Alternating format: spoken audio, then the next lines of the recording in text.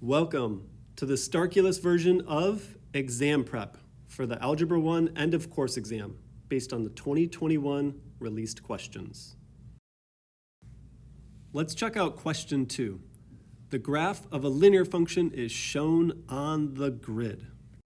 Immediately, that makes me think about what a linear function actually is. A function is simply a rule that tells us how x and y are related. And that rule has a special name. In this case, the name of the rule is called g, and the independent variable in parentheses is x. Okay, what do I mean by independent? Independent is the variable that's actually plugged into the function. It's the input. And then the dependent is the output. So usually our independent variable is x and our dependent variable is y. In Algebra 1, we want to be quite familiar with a linear function, which involves a slope and a y-intercept. So let's look at the actual question now. Which function is best represented by this graph?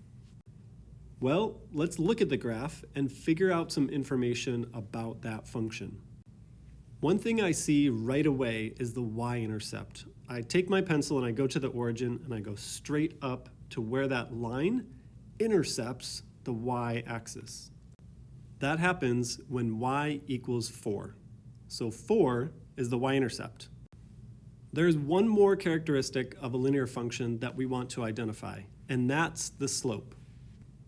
Let's talk generally first, then specifically. I want you to look at this function. Look at this line that is represented by one of the equations down below.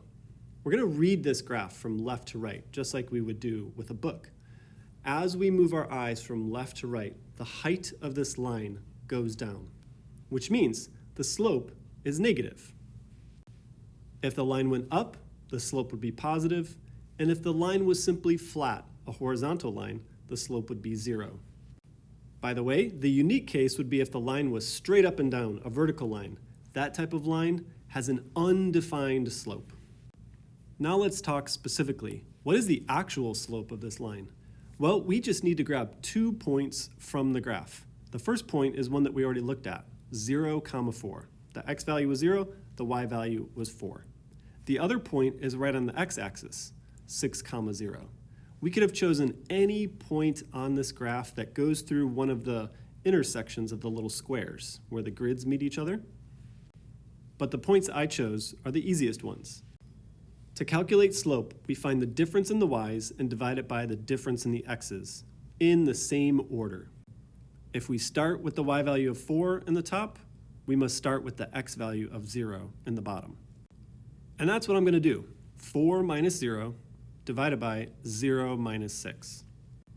I subtracted the y's in the numerator and the x's in the denominator. The result is 4 divided by negative 6, which simplifies to negative 2/3. So the slope of this linear function is negative 2/3, which is consistent with what we originally thought about that negative slope. Now we can look at the answers and we notice that answer choice J has a negative 2/3 slope and it has a y-intercept of 4. These equations are in slope-intercept form, which is in the form of y equals mx plus b. But remember, this function had a special name. It wasn't called y. It's called g of x. You can always replace g of x or f of x or whatever the letter is with simply y. It's the same idea. By the way, you don't need to memorize the slope-intercept form of the equation of a line. It's given to you on the formula sheet. But you do need to know that the coefficient of x represents slope and the other number by itself represents the y-intercept.